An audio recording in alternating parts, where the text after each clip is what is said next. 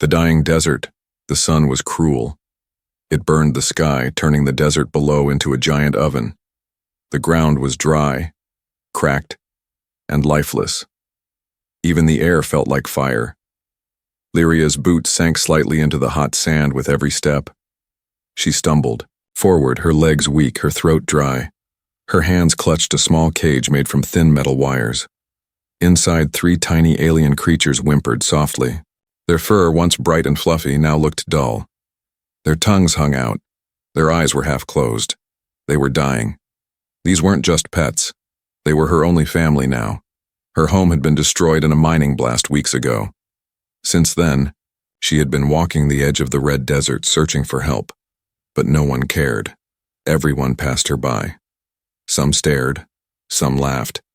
Some even told her to throw the animals away and save herself. But she couldn't do that.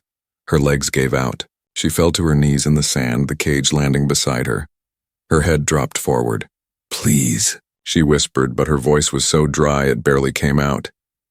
A shadow appeared in front of her. She blinked slowly and looked up. A figure stood there. A man, tall and strong, covered in a dusty scarf and long coat. His face was mostly hidden, but she could see he wasn't from her world. He was human. He looked at the cage, then at her. Then he pulled a small bottle from his coat. It was metal, old, battered, and dented. He opened it slowly. Water. Lyria's eyes widened in shock. She hadn't seen water in 2 days. The human didn't drink it. He didn't offer it to her. He knelt beside the cage and poured the water little by little into a small metal cap. Then he gently tilted the cap toward the creatures. The first one licked the water, then the second, then the third. Lyria was speechless. She tried to speak, but her lips wouldn't move. The crowd nearby started to notice.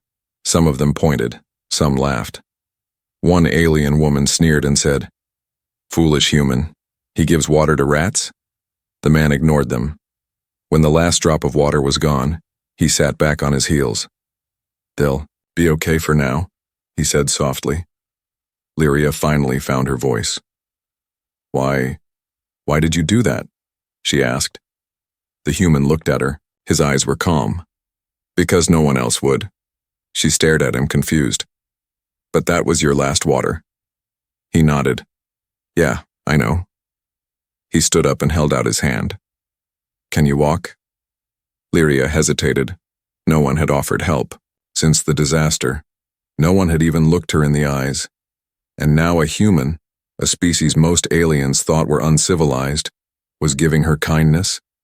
She reached out her hand. He pulled her up gently. "Name's Jason," he said. "Lyria," she replied. Jason looked at the cage. The little creatures were already moving more, their eyes brighter. "Let's find some shade," he said. They walked together toward a rock formation in the distance. The desert wind blew harder now, lifting sand into the air.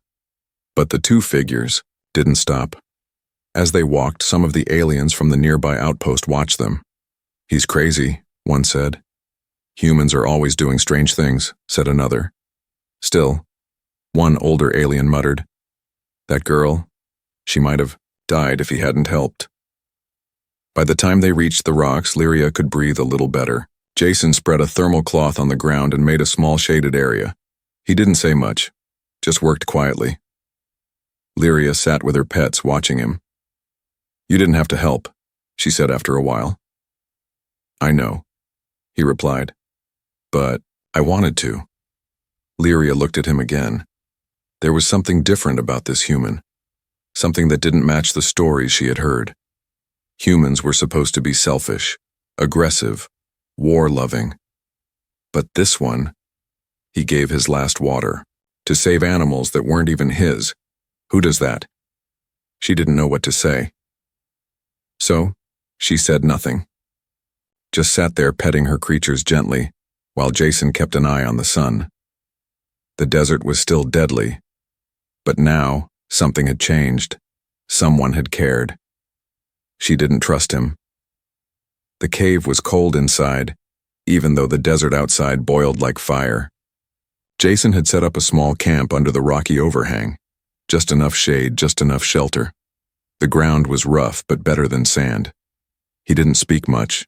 He just worked, checking the purifier box, rearranging cloth, and boiling old nutrient packs over a weak solar stove. Lyria sat at the edge of the shadows, holding her pets in her lap. They were sleeping now, their tiny bellies moving slowly, like they had hope again. But Lyria, she couldn't sleep. Not with him so close. Jason, Theo, human. She watched him from the corner of her eye. Every time he moved, her body tensed. Her mind whispered the old warnings her elders once told her. Never trust a human. They lie with smiles. They offer kindness with one hand and stab with the other. She didn't know if it was true, but she'd seen enough war to believe anything was possible. Why had he helped her? Why had he wasted his last water for animals he didn't even know? That wasn't normal, and that made him dangerous. Jason noticed her silence. "You don't have to be afraid," he said quietly, without looking at her. "I'm not afraid," she snapped. He smiled gently, still staring into the boiling pot. "Good. That makes two of us." That annoyed her, the way he spoke. So calm, like he didn't care if she liked him or not. But part of her did. Care. And that made her even more angry. Later that night, the desert winds howled. Jason gave her the blanket. She didn't want it. She stared at it like it was poison. "I don't need your help," she muttered. "Didn't ask if you did," he replied, and tossed it to her anyway. The next morning, she woke up to strange sounds. Her pets were chirping and nuzzling something. Jason, had placed tiny water droplets from his breath condenser into a broken spoon, and the creatures were drinking. "Stop," Lyria said, stepping forward. "Don't touch them." Jason raised an eyebrow. "I'm just giving them water." "You shouldn't," she said. "You're not part of our kind. You don't understand how delicate they are." Jason chuckled. "I gave them my last water. In the middle of the desert, I think that counts for something." She didn't laugh. She just stood there, silent, until she said in a low voice, "Why? Why did you do it?" He shrugged. "Because I've seen things die before, and I didn't want to see that again." Lyria looked away. She didn't want to feel what she was feeling. She didn't want to admit that her people, her own kind, had walked past her without even stopping. And this stranger, this human, had done what none of them would, but she still didn't trust him. Not yet. That night, she searched his bags while he was outside. She checked for weapons, hidden trackers, clues. She found nothing, none except an old photo, half-burnt, a little earth dog, wagging its tail beside a younger Jason. She froze, staring at it. Jason's voice spoke behind her. Her name was Lucky. She turned quickly, ashamed and angry. "You shouldn't sneak up on people," she snapped.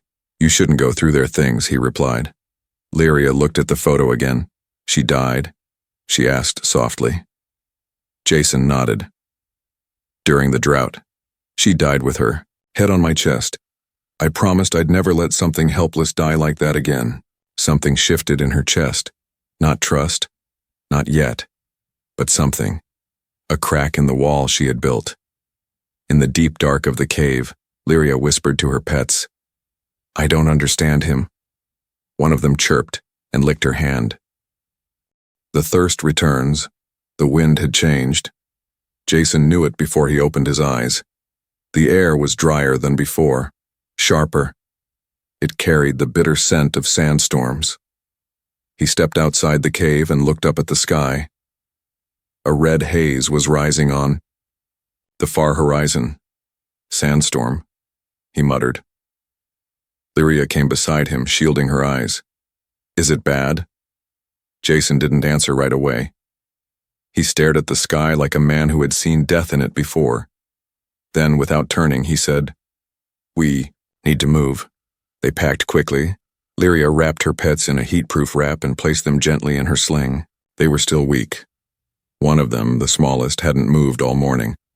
Jason noticed but didn't say anything. He just tightened the straps of his bag and pointed to the canyon edge far in the distance. "There's an old crash site down there. he said. Might be supplies. Might be nothing, she replied coldly. He nodded. Still better than waiting here to die. The sun turned cruel again by midday. Their feet burned through their boots. The wind grew stronger. It threw sharp grains of sand at their faces like knives. By the time they reached the canyon lip, Jason was limping. A deep cut on his leg had opened again, blood mixed with sweat. Still, he pressed on. The crashed ship was halfway buried in the sand. It looked like the skeleton of a beast that had died long ago. Broken wings, torn panels, a shattered command pod. Lyria stared at it. It's ancient. Jason grinned. That's good. Old ships had better survival gear, less tech, more reliability. She watched him slide down into the wreckage like he'd done it 100 times. Something about how he moved, how he touched the metal gently, with respect, made her wonder, what kind of life has this human lived? Inside the wreckage, it was worse than they expected. The storm had already reached part of the canyon. Sand was pouring into the cracks of the broken hull. Jason had to crawl on one side, pushing aside rusted boxes and collapsed beams. He finally found the emergency locker. It was jammed shut. Jason placed both hands on it and pulled. Lyria watched silently. She didn't offer help. He pulled harder. The cut on his leg reopened again. Blood dripped onto the floor. Still, he didn't stop. With a roar, he yanked the panel free, and inside, covered in dust and foam, was a water purifier. Old, heavy, cracked, but repairable. Jason dropped beside it, breathing hard. We need to get this working, he said between gasps. Lyria stepped forward, finally speaking. Why do you keep doing this? Jason looked up. Because your pets are dying. They're not yours, she said quietly. They're not even your species. Jason gave her a tired smile. That never mattered to me. Outside, the storm reached them. The wind howled like a living monster. They dragged the purifier back up the ridge under a sky turned dark with sand. Jason's arms shook. He almost collapsed twice. Lyria, for the first time, took some of the weight. They reached the cave just as the first wave of the storm hit, slamming into the rocks with a terrible roar. Inside, Jason dropped to the ground. His skin was bleeding from dozens of cuts. He was coughing hard, but the purifier was safe. Lyria looked at it, then at him. He had nearly killed himself, again, for the lives of tiny alien animals he didn't even know. She touched his shoulder, unsure why. He looked up at her, pain in his eyes, but something else too. Hope. And still, he smiled. Let's fix it, he whispered. That night, as the storm raged around them, the purifier made its first quiet hum. Water began to drip slowly into a cracked container. Lyria filled a spoon and held it to her smallest pet's mouth. It drank and lived. She didn't say anything. She just sat beside the human. For the first time, she didn't watch him with fear, but with something close to respect. A past revealed. The storm lasted 2 days. The desert roared like a living beast, and the cave shook with its anger. But inside, Lyria and Jason stayed close to the rocks, sharing warmth, silence. And now, something else. The water purifier worked. Slowly, but it worked. Each drop it gave was like gold. Lyria used it carefully. Just enough for her pets. She didn't take much for herself. Jason noticed but didn't speak. He simply handed her his share without asking. By the second night, Lyria finally asked him the question that had been burning in her mind since they met. Why do you keep helping us?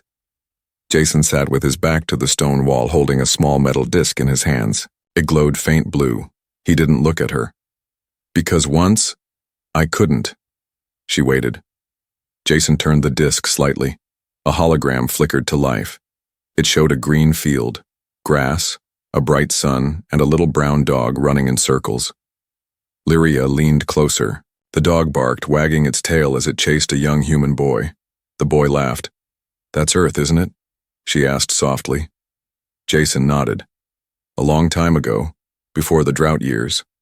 She frowned. I thought Earth had plenty of water. Jason gave a weak laugh. We did. Until the wars came. Until we poisoned half of it. Then came the heat waves, the sky fires. Cities turned to dust. Lakes vanished. He paused. The hologram faded. Her name was Lucky, he said. She was all I had left. Lyria waited. One summer the heat was too strong. We had water, just enough for me. I gave her some, but Jason swallowed hard. She died in my arms. She licked my hand one last time. Then she was gone. Silence filled the cave. The storm outside was quiet now, as if it too was listening. I swore that day, Jason said. If I ever had the chance, I'd never watch something helpless die again. Not if I could stop it. Lyria looked at him differently now. She saw the man behind the rough coat and sand-covered face. Not a warrior, not a soldier, just a broken man who had once lost everything, and still gave everything. Later that night, she sat beside her sleeping pets. Their breathing was strong now, their bodies warm. Life had returned. Jason was resting, his head against the cave wall. Lyria spoke, even though he was asleep. I was told humans were dangerous, she said quietly. Wild, cold-hearted. But maybe that's not the full truth. She paused. My people would have walked past me. Most of them already did. She looked at him. But you didn't. In the morning, she offered him half her food for the first time. He raised an eyebrow. Didn't think you trusted me. I don't, she said, then added, but maybe I want to. Jason smiled. That was enough. But peace never lasted long in the desert. While checking the purifier's flow outside the cave, Jason heard something. Metal footsteps. A group of shadowy figures appeared at the ridge. Lyria rushed outside. Her eyes widened. Her people, her own guard unit. They had tracked her. Their armor gleamed under the sun. They pointed energy spears at Jason at once. One barked, "Step away from her, human." Jason raised his hands slowly, calmly. Lyria stepped between them. The guards froze. Lyria, is this man holding you hostage? One asked. She looked at Jason, then at the water purifier, then at her pets, alive and well. Her lips trembled. She had a choice to make. Alien guards arrive.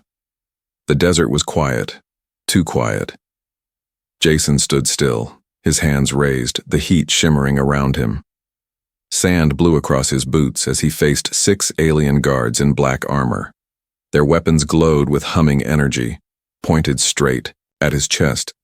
Lyria stood between them and Jason. Her voice was calm, but her hands shook slightly. This man is not a threat, she said. The lead guard didn't lower his weapon. His yellow eyes narrowed. Lyria, step aside. That human has clearly influenced you, possibly infected you. Infected me?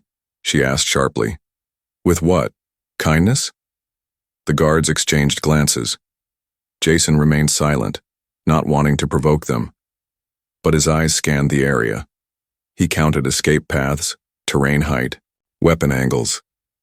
A human mind trained by survival. Still he didn't move. The second guard, a tall female with sharp silver markings on her helmet, spoke next. We received your emergency beacon. We followed the heat trace. What we found was you, hiding in a cave, living with a human and protecting animals you should have left behind. They are my family, Lyria said, voice firmer now. And he saved them. When none of you did, the lead guard scoffed. He must have tricked you. Jason finally spoke, his voice calm. I gave her my last water. No tricks, just choice. That made the guards pause. Even they knew what last water meant in the desert. Lyria looked over her shoulder at him. You don't need to defend yourself. I saw what you did. That's enough. The guard stepped forward. We're taking Him for questioning, for being in restricted territory, for unauthorized contact with nobility. Jason blinked. Wait, nobility? Lyria looked down. I didn't tell you, she whispered. I'm not just a girl from a small colony. My family. We're part of the second house. My title is Lady Lyria Thane. Jason's eyebrows raised. So, I gave my last water to a princess? The moment should have been funny, but the guards didn't laugh. They stepped closer, surrounding them. Jason didn't resist, but Lyria raised her voice. If you arrest him, you arrest me too. The guards froze. Lady, you are not thinking. Clearly, one said. I am, she replied. More clearly than I ever have. She turned fully to them now, her voice echoing across the rocks. None of you came when I cried for help. He did. You walked past me in the sand. He gave his last drink. He fought beasts to bring back a purifier. He nearly died for 3 creatures. You wouldn't even notice. She pointed at the animals now cuddled beside the purifier. And now you want to call him a danger? A criminal? The silence was heavy. The wind had stopped. Then, slowly, the silver-marked female lowered her weapon. You have grown, she said, not weaker, but wiser. The lead guard scowled. You're defending a human over your own people? Lyria stepped closer to him. No, she said. I'm defending honor, and you've all forgotten what that means. Jason, still standing still, finally let out a quiet breath. The guards didn't lower all their weapons, but they didn't fire either. The commander spat on the ground. He's your responsibility now, but if he crosses the border, he'll be hunted. Lyria nodded. Understood. The guards turned, but just before leaving, one guard whispered, Princess, he changed you. Lyria answered without blinking. No, he reminded me who I used to be. That night under the stars, Lyria sat beside Jason by the fire. So, Princess, he teased. Don't start, she replied, rolling her eyes. But she smiled, and for the first time since the desert began swallowing her life, she laughed. The decision. The guards were gone, but their words still echoed. Jason sat beside the small fire, wrapping his leg wound with strips of cloth. He moved slowly. The last few days had drained him, but he never complained, never asked for anything. Lyria stood nearby, staring at the stars above. She had made her choice, but the weight of it was only now falling on her. She had defied her guards, defied her people for a human. Jason finally broke the silence. You don't have to stay. She turned to him, surprised. What? He looked up at her, calm as always. You've done enough. You defended me. That alone might get you punished back home. I don't care, she said quickly. I mean, I do, but not in the way I used to. Jason didn't answer. He reached over and poured a drop of purified water into a small dish. One of Lyria's pets waddled forward and drank. Alive. Safe. Because of him. You could have left me in the sand, she said softly. You could have saved yourself. You didn't. Jason smiled faintly. Guess I'm bad at survival logic. No, she whispered. You're just good. That word felt strange coming from her own mouth. So small, so simple, but no one back home would have ever used it to describe a human. Later that night, a small light appeared on the horizon. Not a star, a drone, one of her family's tracking drones. It floated silently, watching them. Jason saw it. Looks like they're still checking in on their princess, he muttered. Lyria stood up straight. They want to see what I'll do. Jason didn't move. They're giving you a choice, he added. Walk away now. Let them pick you up. Leave me. You'll be safe. Respected again. No punishment. Lyria's jaw tightened. She walked to the edge of the ridge and stared into the black desert below. So many years of being told what to do, how to act, what to believe. She had followed the rules her whole life. But none of those rules had saved her when she lay dying in the sand. Only one man had done that. And he wasn't one of her kind. She turned back toward Jason. "I've made my decision," she said firmly. He tilted his head. "Yeah?" She nodded. "I'm not leaving. Not him. Not the pets. Not this place." She faced the drone directly. "I choose the man who gave everything for lives that weren't his. I choose the one who felt pain and still chose mercy." The drone blinked once, then vanished into the sky. The next morning, Jason found her outside, stacking rocks near the cliffside. "What's that?" he asked. "A marker," she said. "A sign for anyone who finds this place." She carved something into the stone with a sharp metal shard. He walked closer and read the words, "Where water was shared, life began again." Jason touched the stone gently. "It's beautiful." Lyria didn't say anything. Instead, she picked up a second stone and carved more words. "I was lost. Then I found a human." That evening, they cooked their first proper meal together. They had no luxuries, no guards, no protection, but they had peace. And for the first time, they had each other. But far away, in a shining tower of polished metal and light, Lyria's name appeared on a council board, marked exiled, punished for defending a human, punished for kindness. But beside her name, someone had scribbled a single anonymous note in bold text. Not a disgrace, a future. Oasis of trust. The desert didn't forgive. It didn't care that Jason had saved lives. It didn't care that Lyria had chosen kindness over her bloodline. It was still merciless, dry, and endless. But something was different now. It felt different. Because, for the first time, someone had dared to build something here. Not a home, not a ship, but trust. Days passed since the guards left. The purifier continued to work, drop by drop, and Jason found new scraps from the crashed ship to repair it better. He even built a small tent from the ship's fabric anchored by stone and hope. Lyria helped. She didn't sit back and watch anymore. She worked. Cut stone with her hands, dug a trench to trap the morning dew, cleaned Jason's wounds with cloth and care, collected dry roots and learned how to roast them the way he did. The alien girl who once would not touch his food now shared meals with him beside the fire. The human who once spoke little now smiled when she did. But the smallest of her three pets, Noro, the quiet one, had grown weaker again. Its breathing was shallow, eyes dim. Jason knelt beside it. "I don't think it's the heat this time." Lyria gently stroked the creature's back. "It needs something more," she said. "Not just water. It needs life." Jason stood up and picked up the scanner he built. "There's something nearby, a deep energy reading. Could be underground water, could be plants." She nodded. "We'll go." They traveled for hours toward the ridge marked on his scanner. The sun was cruel and Jason's limp had returned. But he didn't stop. Not once. Finally, they reached it. A rocky split in the desert floor.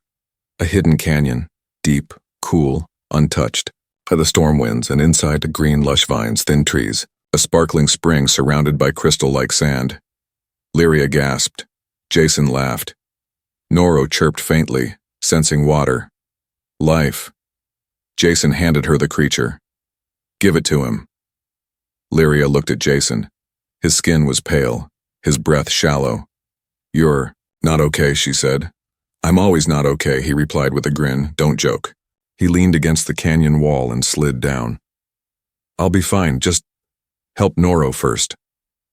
Lyria's hands trembled. She had a choice. She could pour the water into Jason's mouth right now. He might collapse if she didn't. But Noro, her little one, was barely holding on. She looked at Jason again. He wasn't afraid. He didn't beg. He didn't even ask for her help. Because he trusted her. She looked at the spring, then back at Noro. And then, she gave the first cup of water to Jason. He drank. Slowly. She waited. Then gave the next cup to Noro. The creature licked weakly. Then again. Then chirped. Alive. Both of them. still alive. They stayed in the canyon for many days. Jason built a new shelter, from stone and cloth. Lyria shaped mud from the spring into pots and plates. Their pets roamed freely, chasing desert insects and bathing in the shallow pools. And slowly plants began to spread from the spring's edge.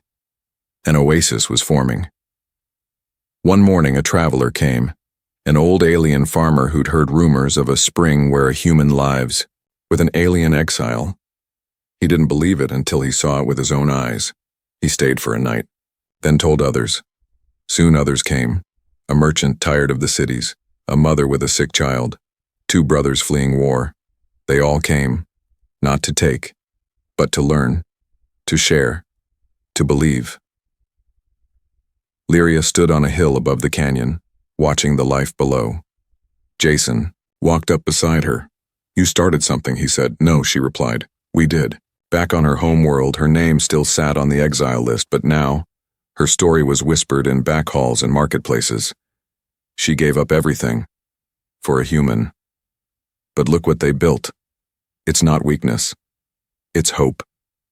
Years later, a stone marker stood at the heart of the canyon oasis. Carved with both human letters and alien script, it read, "Here, in the land of death, a human gave his last water to a stranger, and the desert bloomed." Below it, another line was added, "Kindness is stronger than blood, and trust builds more than walls." Jason never returned to Earth. He didn't need to, because here, in the middle of nowhere, with a woman once called enemy, he found home. And Lyria?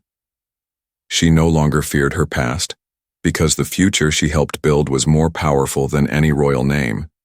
It was real, it was hers, and it began with a cup of water in the sand.